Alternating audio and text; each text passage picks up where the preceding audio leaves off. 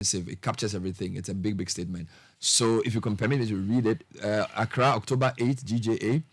The Ghana Journalists Association calls on the Ghana Police Service to immediately arrest all the hooligans who attacked the United Television last Saturday night and prosecute them promptly. We are informed that about 30 hooligans attacked the studios of the Accra-based private television station, and although the police arrested some of them, others managed to escape.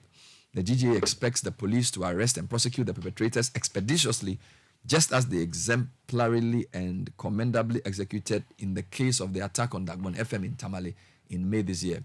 The GGA also calls on the government, non-governmental organizations, civil society organizations, diplomatic community, international agencies, and all well-meaning Ghanaians and the people of good conscience to roundly condemn this barbaric act and the masterminds of same. Our investigations suggest that about 30 hooligans invaded the studios of UTV on Saturday night, just at the beginning of the United Showbiz program, an entertainment program, demanding representation on the panel and asking the whereabouts of one of the regular panelists. Our investigations further indicate that the invasion by the hooligans lasted for about 45 minutes before the arrival of the police, and about an hour thereafter before normalcy was restored for the program to continue. In the course of the invasion, the hooligans assaulted the director of photography and one of the producers of the United Showbiz, while the hostess of the program, other staff of the station, and invited guests for the program were left traumatized. Furthermore, investigations suggest that the acting Greater Accra Regional Youth Organizer of the NPP, New Patriotic Party, was in the company of the hooligans, some of whom introduced themselves as constituency youth organizers of the NPP. The GJA finds this act barbaric and medieval, and is very much consistent with the building blocks in recent times to establish a state of impunity against the media, one that is worse than the infamous culture of silence. We wish to inform such evil minds, both orchestrators and actors, that the media in Ghana have survived all forms of clampdown in the past, even under dictatorial regimes, and that we shall never be intimidated or silenced by any form of attack.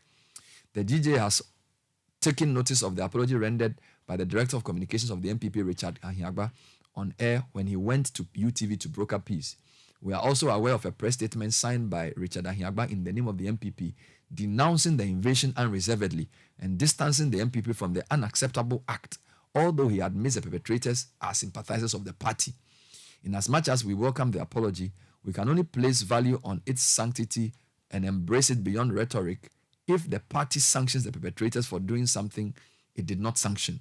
Indeed, the GJA cannot uphold the sanctity of the apology when spokespersons of the NPP, some connected to the Communications Directorate, had earlier instigated such hooliganism against the television station without being reprimanded. It is also disturbing and indeed unfortunate for the leadership of the NPP to direct one of its officers to write a letter to UTV demanding content reforms in respect of the United Showbiz, although Article 1624 of the Constitution, 92 Constitution, frowns on control and interference by government and any other authority in the editorial opinion and content of media institutions. Interestingly, the letter dated September 19, 2023, was signed by the Director of Finance and Administration, William Yamwa, a rather unusual source of communication with the media in such matters. The GJA has also taken notice of a press statement issued by the Minister of Information, Kojo Oppong Nkrumah, on the happenings at UTV. But we are highly disappointed in the minister for issuing that wobbling statement. In the second paragraph of the press statement, the minister tries to justify the barbaric act by holding that the hooligans entered UTV allegedly without authorization, when he was the very person who reported to and called in the police in the fourth paragraph. The minister avoids direct condemnation of the hooligans and conveniently makes his condemnation general. And worst of all, in the last paragraph, the minister imposes a burden on the media to promote national cohesion, regardless of the incessant attacks against them. The minister's press statement is in sharp contrast to another one issued by the PR unit at his ministry on May 4, 2023, in respect of the attack on a radio presenter on Dagbon FM in Tamale by a communicator of the NDC.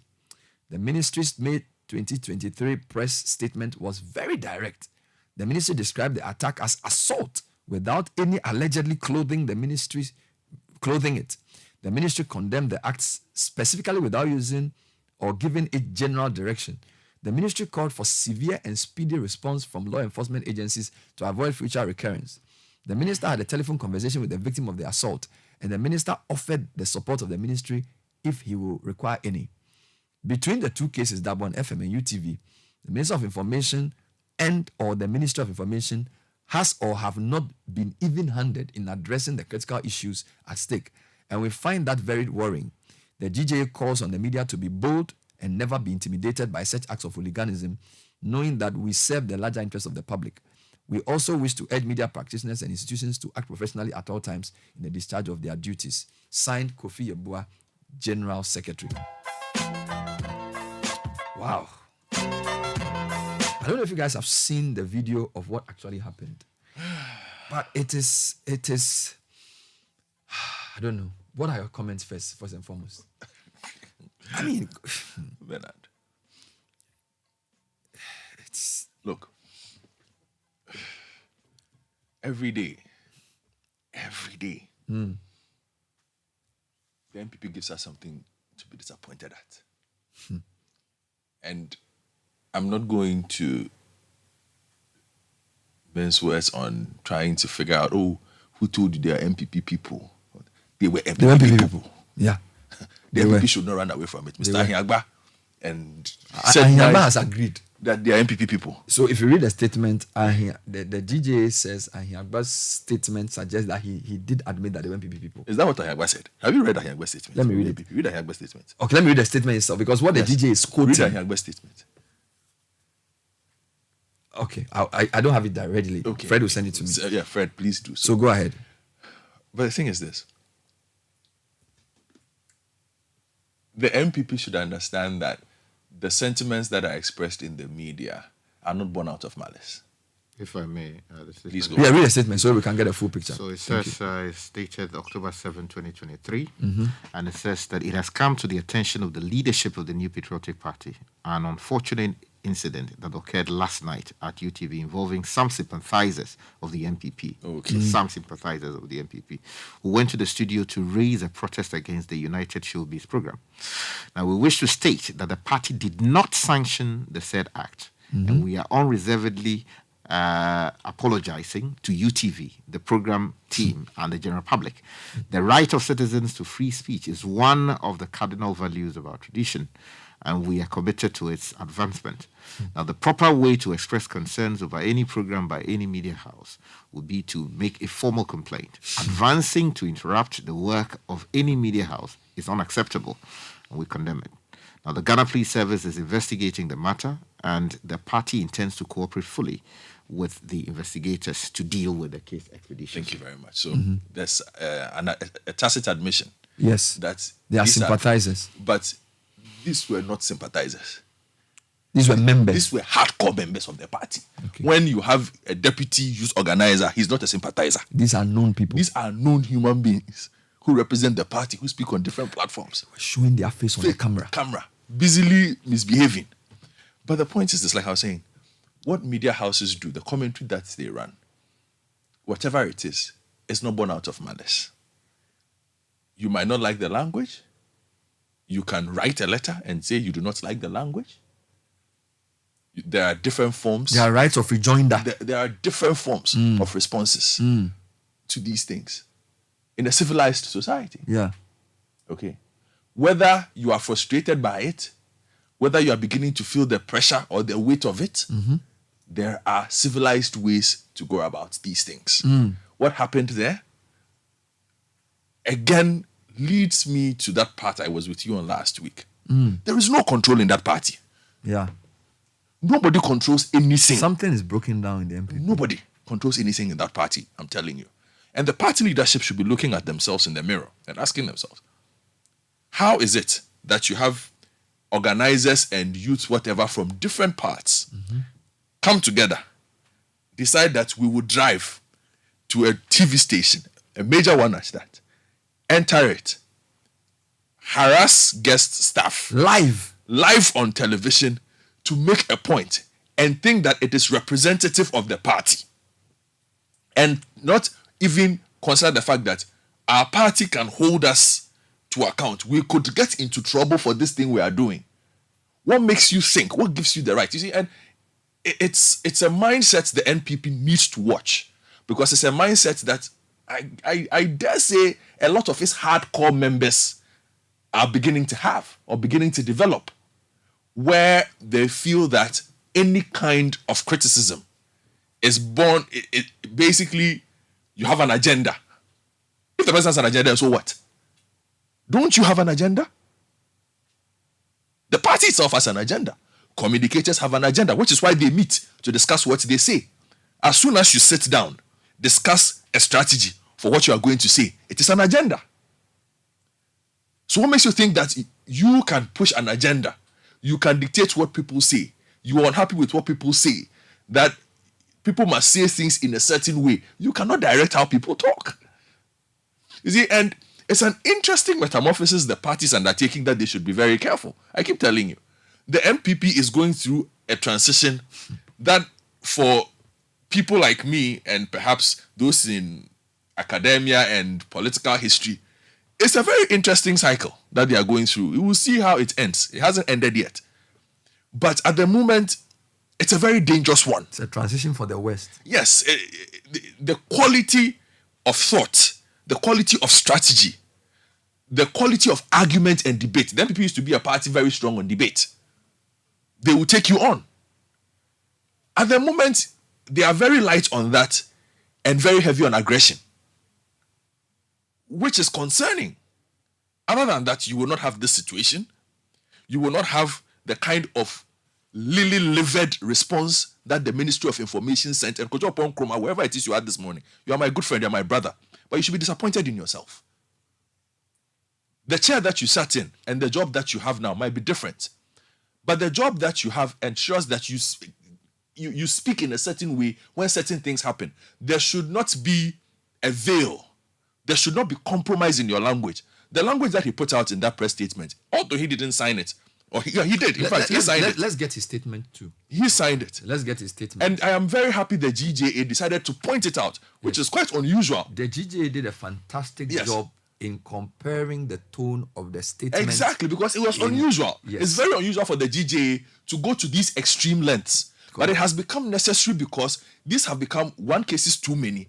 And it was quite obvious that the Ministry of Information's response on the to the incident was very weak. It was weak. Very weak. It was weak. Okay, we need to take a hard stance against this. The NPP needs to call its troops to order. Suck it up again. Yeah. That is what democracy is. If the governance is good, people will tell you the governance is good. But when you say the MPP should do this, who? Because you made a point for the past 4 weeks, which I've been thinking about. You are saying that there's a leadership vacuum in the party. Of course. Other than that. So Ayagba is even saying, we didn't sanction this. Now, you didn't sanction. So did they also sanction the letter written to the UTV? UTV. You see, because that is where it comes from. Who wrote that letter? Because Ayagba didn't sign the letter that went to UTV. According to the GJA, the letter was written by a director of finance and administration called William Yamwa.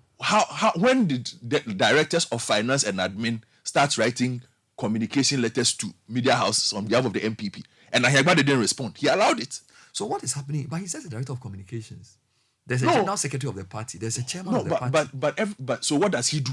So he only comes to respond when something has happened. You are right. So he should have gone to say, we dissociate ourselves from this statement. Because this statement then becomes a justification for these guys. For these guys to say that we warned you last time, you didn't listen. So we have now come to show you power. But before you jump, was he given any authority? Spokesperson don't just go speaking. Who?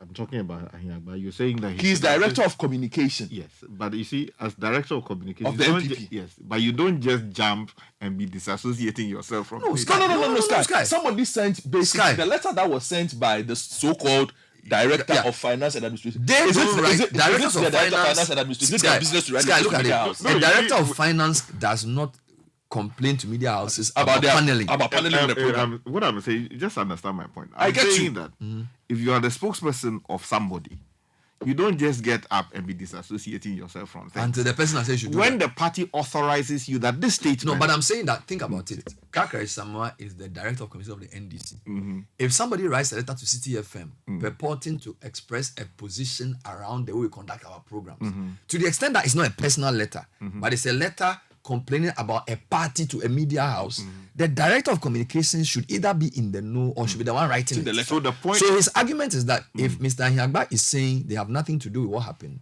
he should also let us know whether he had anything to do with the letter written. So he's not saying what the point Governor is making is that the letter that was written to the media house, which becomes the original basis for any grievance, should the communication director should let us know whether it was a letter he sanctioned or he knew about or approved. You see, that is fair. Yeah. But you see, the way it was put, it suggested that like he should have distanced the party. He's tied it up. Yeah.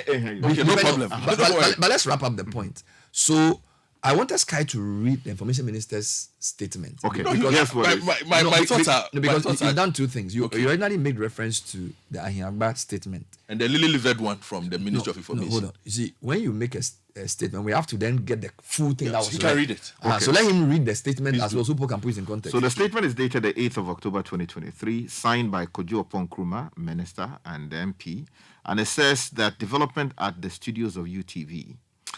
The Ministry of Information on Saturday, October 7, 2023, made a report to the Ghana Police Service to intervene in an incident at the studios of UTV, a private TV station in Accra. Now, this followed reports to the Media Monitoring Center of the Ministry that a group of persons had entered UTV studios, allegedly without authorization, to express displeasure at the content of a live TV program. Now, the police subsequently arrested 16 persons at the premises of UTV, and investigations are currently ongoing. The ministry condemns in no uncertain terms any unauthorized entry into media organizations in protest at media content or interference with media work. The right to free expression and the freedom of the media are key pillars of our democracy and must be fiercely protected. The ministry stands with the police and the courts in the conduct of their duties. Now, the ministry wishes to encourage the media, especially broadcast media show hosts and panelists, to do their utmost to help promote national cohesion, even as they exercise their fundamental freedoms. We thank you very much for the statement. You see, so you put these things together, and we've created So they just need to do better at this. They are not doing very well. You see, wrong at is the wrong moment. and right is Right right. is right. We shouldn't. There should be Don't no be mixing it up. Yeah, this is not something that you should try and Clean the up. people who went there are hooligans who need to be arrested and treated the way law treats people like that. So there should be government should not be seen to be qualifying what they've done like an authorized entry. Like we are sitting on air. If 30 people come here and say, "Hey, Alaska, where is he? Police boy, hey, come here." This is not something you now use language like and not. You know, the people essentially went to intimidate and cause confusion. Yes. They actually went to disrupt the public order and they possibly went to cause fear and panic. Yes. There are many things you can use to charge them for what they did. And that brings me to the second leg of my point. And that is a UTV and the police.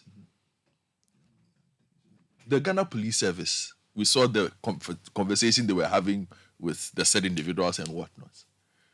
They should see this through. UTV as well should see this through. It is important that UTV does not let this go. Yeah, they should allow the matter to get to its UTV end. should not go and do backroom settlement on this matter and say for the whatever of peace. And we don't want peace. Let the law see this through. Punish these 16 hooligans of the NPP. Commander, whoever and whatever it is that their names are. Punish them. The law must punish them Particularly properly. because they were shown. Yeah, we know them. So now it's not like they went and there was footage of what happened. Yeah. Live. But the other question is that if somebody can be so bold to be filmed, you see, I say something which may be a bit unfair, but you see, I've said this and people have taken me on. The culture of a place is the behavior its leaders permit. The culture of a house is the behavior the parents permit. The culture of a media house is the behavior the leaders permit. The culture of the NPP we are seeing is the behavior the leaders are permitting. Because this is the same party whose supporters went to a court to go and essentially chase out a judge who was doing his job. They were giving fines. All right? Now, the kind of action the leadership of the party would have taken will send a signal that you can't do this in our name. But if you try to say, well, these guys are fighting for us and therefore we have to be measured in the way we condemn what they do, then you're going to have more of this occurring, and nobody's safe now. And for me, what is disappointing is if you've listened to some of the party leaders, sometimes including the president, on World Press Freedom Day, and when our rankings keep coming down, and they purport to blame the media For how the government is because basically it looks like the media is setting up the government to fail. The media has an agenda against the government. Wow. Read the last 2 or 3 World Press Freedom Day statements that have come out. So basically, it ends up looking like the media is in conflict with the NPP government, and so we must fight back. And the fighting back has taken this very unsophisticated form, where now you have individuals who think that by virtue of the fact that, and you see, they were emboldened by the fact that, our government is in power. Yes. So you can enter a private facility. Now, in other places, you will get shot for this. Yes. Because if it's a media station that keeps armed security, you are getting shot. Yeah. It's a very serious Because you are breaking and entering. It's not just the front desk. You enter the studio, which is in a very different part. 30 people. You drove your car, went through there. And what kind of behavior is this? From people who who actually represent and speak for the party on platforms. Yeah. I dare say, look, no media house after this should grant any of these persons who showed their face, Commander Mensah and whoever his name is, any kind of audience. Yeah. These are not proper people. Then, in addition to what you said, the NPP as a party needs to take actions to purge itself of culpability in this, as the GJ said. And as you said, the police must see this through. They must see it through. UTV too must see it through. Yeah, the police must see this through. UTV, please, Father Dixon and all the other people there, see this through. You see, because if you let this go, it will embolden them. Now, the reason the GJA is upset is that when you read the Minister of Information statement on Dagbon FM, the minister was very clear. The Minister of Information has noted with concern reports of assault on journalists at Dagbon FM in Tamale. The ministry condemns the act and urges the Ghana police and relevant agencies to investigate and prosecute the perpetrators. Attacks on journalists should not be countenanced. Severe and speedy response from the law enforcement agencies is necessary to prevent copycat acts and maintain Ghana's status in upholding press freedom. Minister of Information, in a telephone conversation with the journalist, has offered the support of the ministry if it will require any. So this is what the GJ is saying, that when you look at the clarity and the precision with which this was sent, without any adjectives like unauthorized entry, this is just hooliganism. This is assault. But in this case, he makes it look like it was just a break in. They just went there, they should have asked permission. No. Information Ministry needs to really be clear on this. So we'll bring you tech and social media trends, and then we will see where the chips will fall.